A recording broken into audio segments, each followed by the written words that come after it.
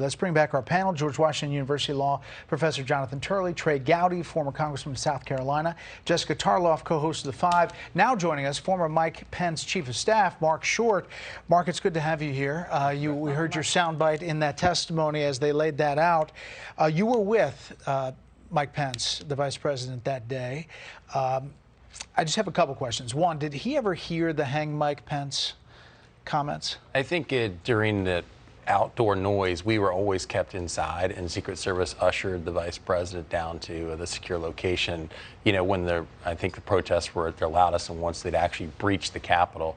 I don't recall hearing them. I've not asked him specifically if he recalls hearing them during that time. I think it was probably days later that we actually heard it when we were watching videotape. So when you watched all this, obviously they had one clip in where the vice president's evacuated from the Senate chamber at like 2:13. Right. Then President Trump tweets out at 2:24 that Mike Pence didn't have the courage to do what should have been done. And in this video clip, somebody outside is on a bullhorn reading that tweet to everybody outside. Was this new to you, what you saw? I think that there's some pieces that are new. I think that during that time, Brett, we were in our secure location, we had our cell phones, so we were able to watch some of it. But to be honest, the vice president, our team, was really focused on making sure that everybody was safe, making sure that the proceedings would be able to commence again that night, making sure, as you heard in General Milley's testimony, that there were reinforcements coming to secure the Capitol. So we really were focused on getting the job done and making sure that that the work of the American people continued that night.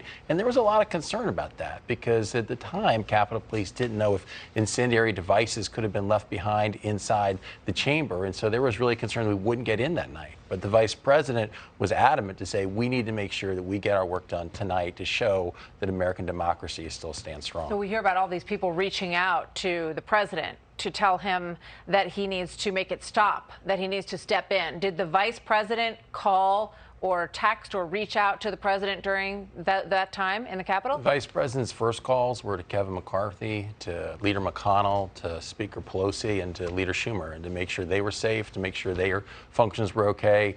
Again, he then, at their encouragement, reached out to the Pentagon to make sure additional reinforcements were sent. I called Chief of Staff Mark Meadows at some point during the afternoon just to let him know that we were secure and our intention was to continue with the work of the American people and that the vice president was encouraged we have the vote that night. They've already been under, just a lot of pressure between the two of them at that point. So perhaps the vice president, they weren't speaking maybe at that point? Martha, I think that it was the president's opinions were pretty clear at that point. I'm not so sure the vice president felt it would be constructive to engage in that conversation. His focus was working with the people in the Capitol to get the work done. But what about that time that Liz Cheney said the testimony is that President Trump said maybe Mike Pence should hang? Brett, I think that is newly revealed in recent news stories the last few days, second or third hand testimony. I never heard that firsthand. And I think, again, they enjoyed 4 great years of working together. I think this was a tragic day for the American people. It was a tragic occurrence at the Capitol. And I think it shows that, for those who say this was a peaceful protest, I think some of those videos put that to a lie, that the notion this was a false flag operation is just, frankly, propaganda. And I think it's important that American people see that. But I also think the challenge for the committee is, what is the broader purpose here for the committee? Is it, as they say, in some cases, to deny President Trump another opportunity to run?